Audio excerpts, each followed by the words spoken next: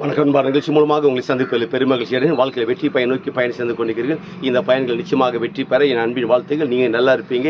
இப்போ இருக்கிறத விட 1000 மடங்கு அதிகமாகும்படி நம்ம சேனைகளை கர்த்தர் தாமே சொல்லியபடி உங்களை ஆசீர்வதித்து உயர்த்துவாராக. நல்லா கவனிச்சு பாருங்கள். இன்னைக்கு உலகத்தில் எல்லாருமே தான் செய்கிற தொழில்கள், வேலைகள், வியாபாரங்கள், விசேஷமாக ஊழியங்கள், தான் பண்ணுற எஜுகேஷன் டிபார்ட்மெண்ட்டு, இன்னும் என்னென்ன துறைகள் இருக்குதோ அத்தனை துறைகளையும் மனுஷன் பழுகி பெருக்கணும், உயர்ந்திருக்கணும், அடுத்த நிலைக்கு வரன்று கொள்ள ஆசையோடு கூட இருக்கிறீங்க. ரொம்ப நல்லது. ஏன்னா அந்த ஆசை இல்லாமல் தான் இன்றைக்கி நிறைய பேர் ரொம்ப ட்ரையாக இருக்கிறாங்க, ஒர்க் அவுட் பண்ண முடியாமல் இருக்கிறாங்க. உங்களுக்கு அந்த ஆசை இருப்பு நினச்சி நான் ரொம்ப சந்தோஷப்படுறேன். ஆனால் அந்த ஆசைகள் நமக்கு எல்லாமே பரிபூர்ணமாக நிறைவேற்றி அந்த லக்கை நம்ம அடைய வேண்டும் என்றால் 2 காரியத்தில் பெருக வேண்டும். ஒன்று, கடவுளோடு நம்மை படைத்த கடவுளோடு கூட இருக்கிற அந்த ஐக்கியத்தில் பழுகி பெருகணும். 2வது, தேவ சாயல படைக்கப்பட்டிருக்கிற எல்லா மனுஷரோடு கூட இருக்கிற அந்த அன்பில் பழுகி பெருகணும்.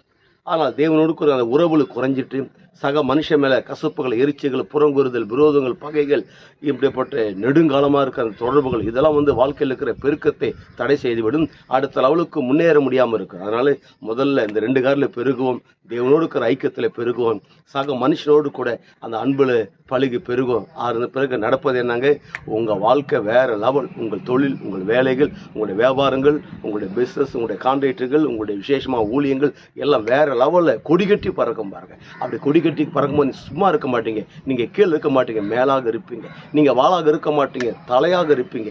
அப்படி தலையாக இருக்கும்போது என்ன நடக்குது, ஒட்டுமொத்த உலக நாடுகளுக்கு நாம் ஆண்டவர் இயேசு கிறிஸ்து உங்களை கடன் கொடுக்கும்படியாக வைக்கிறார். நீங்கள் வற்றாத நீரூற்றை போல் இருப்பாய் என்று சொல்லி உங்களிருந்து விடைபெறுகிறேன். உங்கள் நண்பன் ரவி, பெரியபாளையம்.